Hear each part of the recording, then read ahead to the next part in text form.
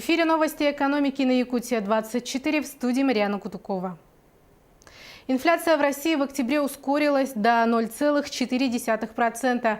Месяцем ранее, в сентябре, инфляция составляла 0,2%. С начала года 2,9%, сообщили в Росстате.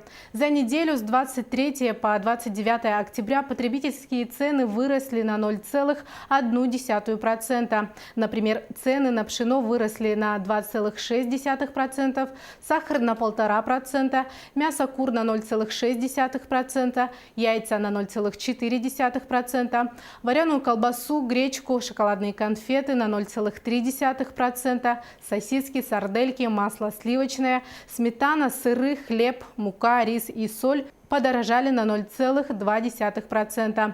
На 0,3% выросли цены на плодово-овощную продукцию. Стоимость бензина увеличилась за неделю на 0,1%, дизельного топлива на 0,4%. Якутия на втором месте по взятым ипотечным кредитам на Дальнем Востоке.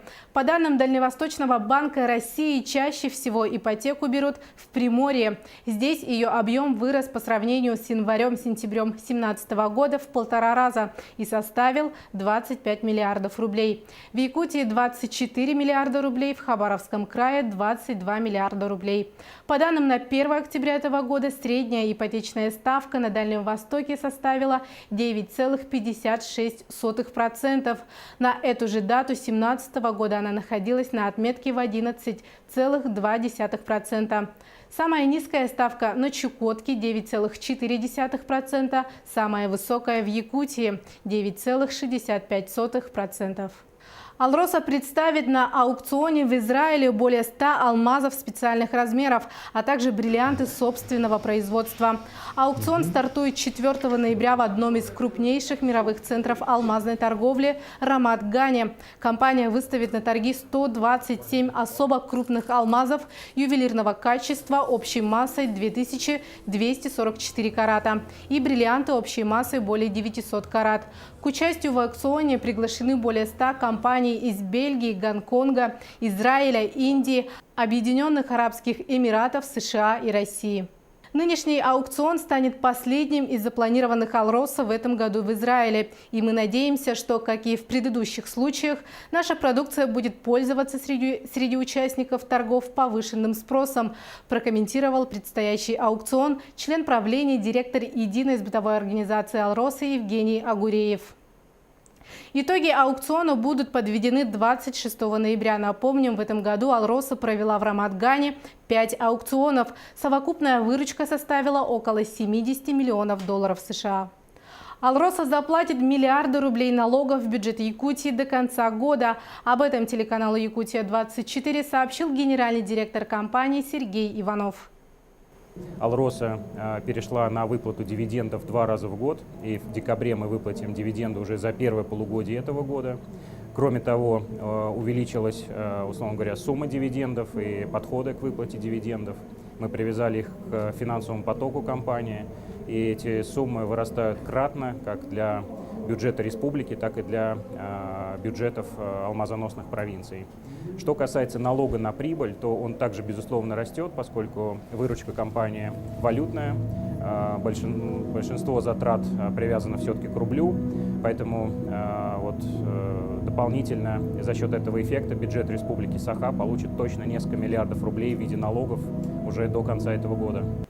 Руководитель добавил, что в компании есть план мероприятий по увеличению добычи, совершенствованию эффективности и производительности.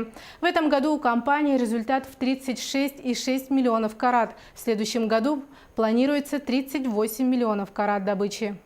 В районы Якутии доставлены запланированные объемы котельного топлива. Так, для нужд производственных филиалов ГУП ЖКХ из пунктов поставки в прошедшую навигацию в районы республики завезено 331 382 тонны угля, 65 086 тонн сырой нефти и 12 605 тонн газоконденсатного топлива.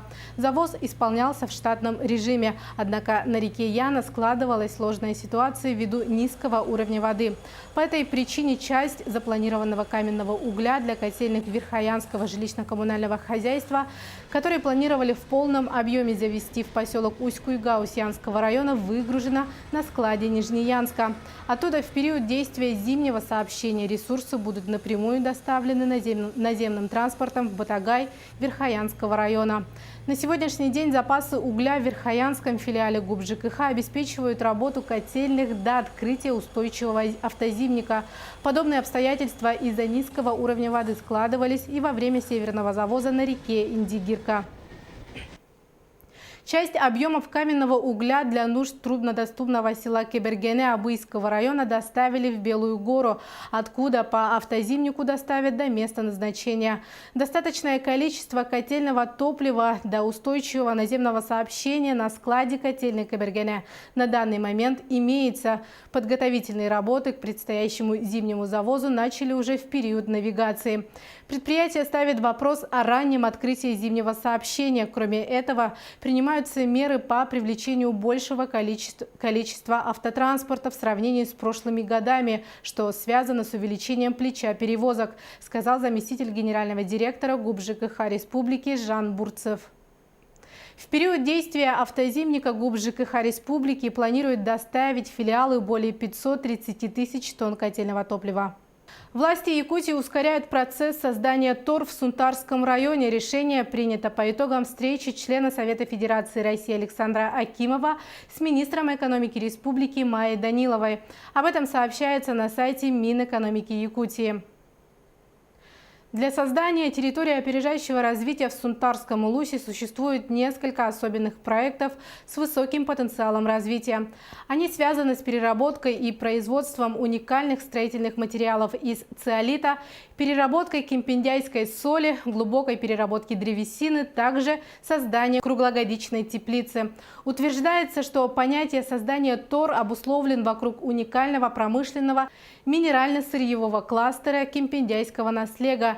Привлекательность развития кластера широкомасштабна не только в плане транспортной инфраструктуры, но и обусловлена наличием земельных участков, готовых к эксплуатации.